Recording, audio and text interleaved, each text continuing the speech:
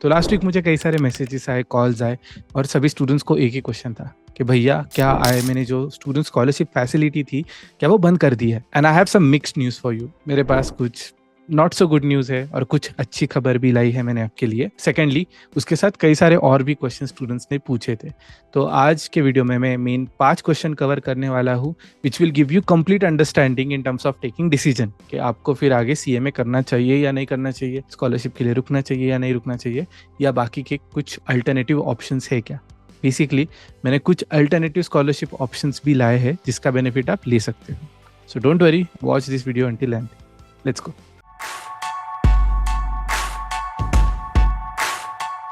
सो पहला question start करने से पहले कुछ कंटेक्स्ट देता हूँ। यूजुअली 1 सितंबर को आईएमए का एकेडमिक ईयर स्टार्ट होता है, मतलब स्कूल्स कॉलेजेस यूजुअली स्टार्ट हो जाते हैं।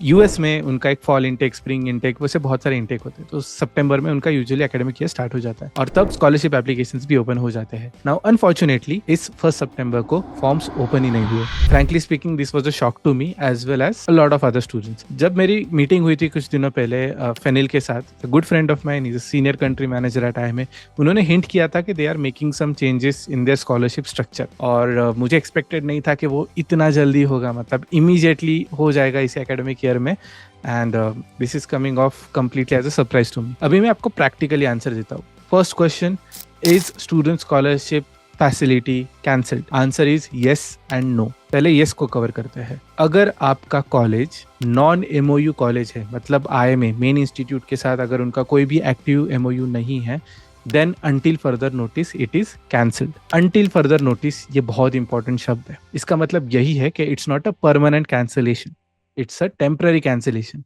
अब ये फर्दर नोटिस कब आएगी, कैसे आ सकती है, क्या स्ट्रक्चर में कुछ चेंजेस हो सकता है, we are completely clueless. There is also a small chance कि परमानेंट कैंसिलेशन भी हो सकता है, लेकिन अगर मैं आपको अपना खुद का ओपिनियन बताऊं तो आई डोंट थिंक सो कि कोई भी institute permanently scholarship as an option cancel करेगी। रीजन बिंग, जो भी कॉम्पिटिटिव इंस्टीट्यूट्स है, आप सीएफए इंस्टीट्यूट पकड़ लो, उनके पास एक्सेस स्कॉलरशिप है, स्टूडेंट्स के लिए भी अलग से एक स्कॉलरशिप है। ऐसे हर इंस्टीट्यूट के पास कोई ना कोई स्कॉलरशिप का ऑप्शन होता है। मैं एफआरएम कर रहा था तभी भी मेरे पास एक स्टूडेंट स्कॉलरशिप का ऑप्शन था जिसपे मैंने अप्लाई किया था। सो अगर बाकी के सब इंस्टीट्यूट्स ऑफर कर रहे हैं then there is just one institute जो बिल्कुल ही नहीं ऑफर कर रही है, ऐसे नहीं होता यूजुअली। तो मेरे ओपिनियन में आई थिंक वो कुछ चेंजेस करेंगे, शायद अगले साल वो रिलीज करेंगे, शायद may be in next 6 months they might do it. But अभी के लिए सर्टनली मैं इतना ही बता सकता हूँ कि अगर आपका कॉलेज एक नॉन एमओयू कॉलेज है तो अभी के लिए पब्लिक स्कॉलरशिप्स कैंसिल कर दी गई है। नेक्स्ट, अगर आपका कॉलेज एक एक्टिव एमओयू रखता है आईएमए के साथ, जैसे पुणे में there are 2 colleges, BMCC and Symbiosis, in 2 colleges का एक्टिव एमओयू है मेन इंस्टीट्यूट के साथ, तो यहाँ पर अभी भी 5 स्टूडेंट्स को पर कॉलेज स्कॉलरशिप्स दी जा रही है फॉर एवरी एकेडमिक ईयर। अभी ये भी कंटिन्यू रहेगा, बंद होगा पता नहीं, फिंगर्स क्रॉस्ड, आई होप ये कंटिन्यू रहे। नेक्स्ट क्वेश्चन इज कि अगर स्कॉलरशिप का ऑप्शन नहीं है, do we have any other alternative benefits coming from IMA? Yes there are. कुछ बेनिफिट्स है जो यूजुअल डिस्काउंट के वे में आते हैं। एक डिस्काउंट समवेयर अराउंड अप्रैल ओपन होता है जहां पर आपको सिर्फ मेंबरशिप और रजिस्ट्रेशन फीस के ऊपर कुछ डिस्काउंट मिलता है। Second benefit is somewhere around I think September एक डिस्काउंट कैंपेन रहता है एंड अराउंड क्रिसमस भी एक कैंपेन रहता है। सो यूजुअली कम से कम एक, ज्यादा से ज्यादा 2 से 3 कैंपेन्स होते हैं साल भर में जब आईएमए आपको एक काइंड ऑफ स्कॉलरशिप या डिस्काउंट देता है on your membership and your entrance या फिर रजिस्ट्रेशन फीस। ये रेंज करता है 30% से 50% तक। बहुत पहले 50 मिलता था, लास्ट कैंपेन मैंने चेक किया था तो सिर्फ 30% मिल रहा है। And again this is not a guarantee but एक यूजुअल ट्रेंड दिखा है अब तक। So I expect this trend to continue. So most probably ये डिस्काउंट आ जाने चाहिए। अब अल्टरनेटिव स्कॉलरशिप देखने से पहले आते हैं मेन क्वेश्चन पे कि अभी के स्टेज पे क्या आपका ROI, return on investment, justified है? वेल, यहाँ पर हमने देखा है कि जो आपकी फीस होती है आई थिंक 80 to 85,000 के अराउंड होती है और डिस्काउंट के बाद और भी कम हो जाती है। तो जो भी फीस रहेगी क्या वो जस्टिफाइड है compare to the salary that you are getting? तो यहाँ पे एक चीज प्लीज नोट कर लेना, ये कोर्स अभी इंटरनेशनल स्टैंडर्ड्स में सबसे कॉस्ट इफेक्टिव कोर्स है। आप एसीसी करने के लिए जाओ, आपको विदाउट क्लासेस जो बेस फी है वो 2 से 3 लाख तक जाएगी। सीएफए करने जाओ, पहली एक लेवल ही 1 लाख से ज्यादा जाएगी। बाकी का कोई भी सर्टिफिकेशंस ले लो, हर एक सर्टिफिकेशन 1 लाख से ऊपर चालू होता है। So you know that is also another reason कि अभी आईएमए के पास बहुत ज्यादा डिमांड आ रहा है इस कोर्स के लिए, there is a huge spike in number of students who are appearing for exam, but यही है कि in terms of its value it is still justified. और एक इंपॉर्टेंट चीज बताऊंगा कि आप शॉर्ट टर्म में मत सोचिए। शॉर्ट टर्म में चलो आपने पकड़ लिया कि एज अ फ्रेशर आपने सीए में कंप्लीट कर लिया, तो आपकी सैलरी 3 लाख से 4 लाख के बीच में स्टार्ट होगी, तो महीने के आप 25 से 30 हज़ार कमा लोगे, and you might have other expenses, तो शायद इतना अफोर्डेबल या लुक्रेटिव नहीं लगे। But think in long term, जब आपके पास एक सर्टिफिकेशन है और एक्सपीरियंस भी है, तब आप प्रीमियम वैल्यू पे चलते हो। ऑन एन एवरेज 5 साल के बाद हर किसी का पैकेज 12 से 15 क्रॉस कर जाता है। इवन 2 से 3 साल के बाद ही 8 लाख क्रॉस कर लेगा with 8 to 9 lakhs of salary, CTC जो सालाना सैलरी होगी। तब महीने के आपके पास कम से कम 60-70 हज़ार आ जाएंगे, which is your complete fee for this programme. एक महीने की salary is complete fee for your programme. Long term में लॉन्ग टर्म व्यू रखिए और ये कंटेक्स्ट रखिए कि आप जो कुछ भी अभी कमा लोगे that is investment in your self. और ये भी याद रखिए कि अभी जो कुछ भी खर्च करोगे खुद के ऊपर, that is an investment in your self. और उसके रिटर्न लेने के लिए आपके पास बस 1 साल 2 साल नहीं है, आपके पास 20 से 30 साल है। आप 20-25 ज़्यादा से ज़्यादा 30 के रहोगे, तो अगले 20 साल भी काम करोगे, उसके बाद जाके रिटायर करोगे। सो जितना अच्छा फाउंडेशन आप बना लोगे उतना बेहतर रहेगा आपके ही फ्यूचर के लिए। तो वीडियो को आगे देखने से पहले I have one quick announcement. I have a great news for you. मैंने रिसेंटली फिनस्ट्रीट एजुकेशन ये वेंचर स्टार्ट किया है, जहाँ पे मैं खुद यूएससीए में पढ़ाता हूँ। तो अगर आपको मुझसे डायरेक्टली सीए में पढ़ना हो तो आप हमारे पुणे क्लासरूम में आ सकते हो, या फिर आप हमारा वर्चुअल लर्निंग क्लासरूम भी ज्वाइन कर सकते हो, जहाँ पे मैं ऑनलाइन लाइव क्लासेस लेता हूँ। एंड नॉट जस्ट दैट, जो हमारा in house placement support model है, that is completely inspired by IIM Lucknow's placement structure. So when it comes to getting placed in top MNCs or even big four companies, I will personally take care of that. लेकिन ये होने के लिए I hope to see you in the classroom soon. Please enjoy rest of the video. And one last point, मुझे अगले question में खुद का एक्सपीरियंस शेयर करना है कि अभी मैं जब स्टूडेंट से बात करता हूँ ना, मुझे उनका एक पॉइंट या पर्सपेक्टिव बहुत बहुत ऐसे चुभता है। एंड मैं आ रहा हूँ अल्टरनेटिव स्कॉलरशिप्स पे आ रहा हूँ, बट उससे पहले जस्ट एक क्विक स्टोरी। मैं जब अराउंड एसवाई बीकॉम था ना, मैं एक मिडिल क्लास फैमिली से ही आता, तो मेरे पास भी इतने बहुत सारे पैसे नहीं थे। जब मैंने पापा से बात की थी कि पापा बाद में एमबीए करना है या कोर्सेज वगैरह करना है, कोर्सेज काफ़ी ज़्यादा अफोर्डेबल लगे थे, लेकिन तभी मुझे पता चल गया था कि मैं बीकॉम में कुछ खास वैल्यू ऐड तो हो नहीं रही है। तो मैंने फिर इसको इंटर्नशिप्स ढूंढना चालू किया कि चलो वही से कुछ इनकम आ जाएगा। प्लस मैं कॉम्पिटिशन्स में भी पार्टिसिपेट करता था। लकीली रिसर्च पेपर करना मुझे बहुत पसंद आ गया, तो मैंने एक स्टेट लेवल जीत ली थी। वहाँ से I got my first I think 10,000, वो मेरी लाइफ की पहली कमाई थी। उसके बाद IIMA student case competition I think जीत गया था। हमारे टीम को 1 लाख रुपए मिले थे, उसमें से मेरा इनकम कुछ 33,000 वगैरह था। ऐसे एक सोर्स ऑफ इनकम स्टार्ट हुआ, बट तब पता चला कि यार अभी जितना भी कमा लोगे 5,000 10,000 इट इज़ नथिंग। रादर पूरा फोकस होना चाहिए खुद की वैल्यू कैसे बढ़ाए।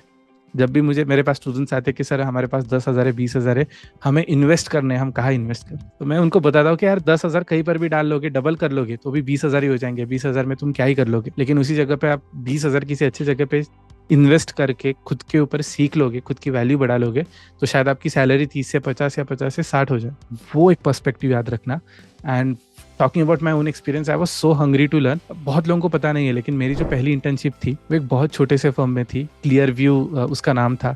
ये एक मर्जर एंड एक्विजिशंस फर्म थी, जो लिटरली एक छोटे से we used to work out of a flat. हमारे जो बॉस थे वो KPMG के डायरेक्टर थे, तो उन्होंने KPMG छोड़ के खुद का एक स्टार्टअप डाला था। एंड पुणे में कोथरूड में उनका एक फ्लैट में ऑफिस था। एंड वहाँ पे जब मैंने अप्लाई किया, इंटरव्यू में ही पता चला कि यार I am not even ready for this industry, मुझे कुछ नहीं आता है। तब मुझे मेरे बॉस ने ऑफर किया कि यार आदित्य, तुम पे मुझे बहुत मेहनत करनी पड़ेगी, I can't pay you but I will teach you. तो मैंने हाँ बोल दिया था, और मैं अपने घर से आई थिंक 10 किलोमीटर जाता था, आता था वापस, all without any stipend, without any remuneration, because objective बहुत सिंपल था कि कुछ सीखना है, खुद की वैल्यू बनानी है। एंड बिलीव मी, जब KPMG का एक्स डायरेक्टर आपके साथ बैठ के आपको 1-on-1 सब कुछ सिखा रहा है, ही लिटरली टॉट मी कि एक्सेल क्या होता है, कहाँ पे बटन्स दबाए जाते हैं, कहाँ पे फॉर्मूलाज निकाले जाते हैं, उस लेवल तक उन्होंने मुझे सिखाया। So I am always grateful to Dhananjay sir, उनका नाम था। लेकिन उसके बाद मुझे पता चला कि यार फॉर फर्स्ट 2-3 ईयर्स पैसे के पीछे भागना इज जस्ट स्टूपिडिटी। मैंने उसके बाद एक दूसरी इंटर्नशिप ज्वाइन की थी क्रीजिल में, तब मुझे 5,000 का फर्स्ट टाइम स्टाइपेंड स्टार्ट हुआ। उसके बाद फिर मेरे कैंपस प्लेसमेंट्स आए, and just because of this hustle period, मतलब मैं जब क्रीजिल में भी जाता था वो हिंजेवाड़ी में था, which is around 15 kilometres from where I live. तो मैं 15 किलोमीटर जाता था रोज, वापस भी आता था for a stipend of just 5,000 rupees per month. बिल्कुल भी सेंस नहीं करता इकोनॉमिकली। मुझे भी आज भी, मैं जब इंटर्न्स के इंटरव्यूज लेता हूँ, इंटरव्यू में कुछ सही से बता नहीं पाते, लेकिन स्टाइपेंड रिक्वायरमेंट होती है 10,000 20,000। लाइक कम से कम आना जाना तो निकल आए, कम से कम महीने का खर्चा निकल आए। Not justified from my perspective. शायद स्टूडेंट के पर्सपेक्टिव से मैं उतना एम्पैथाइज नहीं कर पाऊंगा, मेरा माइंडसेट थोड़ा अलग था, बट ठीक है। तो बॉटम लाइन मैं यही बताऊंगा कि for first 2 years please please please, irrespective of any certification you pick, focus करना कि आप खुद की वैल्यू बढ़ा रहे हो मार्केट में, कुछ सीख कर, कुछ नया टेबल पर लाकर। अब आते हैं मेन टॉपिक पे। मैंने यहाँ पे आपके लिए कुछ अल्टरनेटिव स्कॉलरशिप के ऑप्शंस लाए हैं, और मैं आपको सब ऐसे रेडीमेड दे नहीं रहा हूँ डिस्क्रिप्शन में। मैं आपको एक सैंपल बताता हूँ कि आप ये कैसे ढूंढ सकते हो। तो इंडिया में कई सारे तरह की स्कॉलरशिप्स दी जाती है। कुछ मीन्स के बेसिस पे होता है, मतलब आपके पास फाइनेंशियल कंस्ट्रेंट्स है तो कंपनीज अपने CSR फंड से आपको मंथली एक स्कॉलरशिप अमाउंट भेजते हैं। वो अमाउंट यूज करके आप एक्चुअली कई सारे कोर्सेस या नई चीजें सीख सकते हो। इवन कॉलेज की फीस पे कर सकते हो, लैपटॉप ले सकते हो, जो भी आपके एजुकेशनल एक्सपेंस के लिए लगेगा आप वो कर सकते हो। ऐसे एग्जाम्पल के लिए मैंने आपके लिए रिलायंस फाउंडेशन की जो स्कॉलरशिप है उसका डॉक्यूमेंट एंड सब डिटेल्स नीचे डिस्क्रिप्शन में शेयर कर दी है। ये मीन्स बेस्ड स्कॉलरशिप है, मतलब कुछ स्कॉलरशिप्स होते हैं जो मेरिट बेस्ड होते हैं, जो बाकी के कैटेगरी बेस्ड होते हैं। अभी मेरिट बेस्ड उनको ही मिलता है जो टॉपर रहते हैं, या फिर कहीं पे गोल्ड मेडल मिला है, कहीं पे फर्स्ट रैंक मिला है उनको।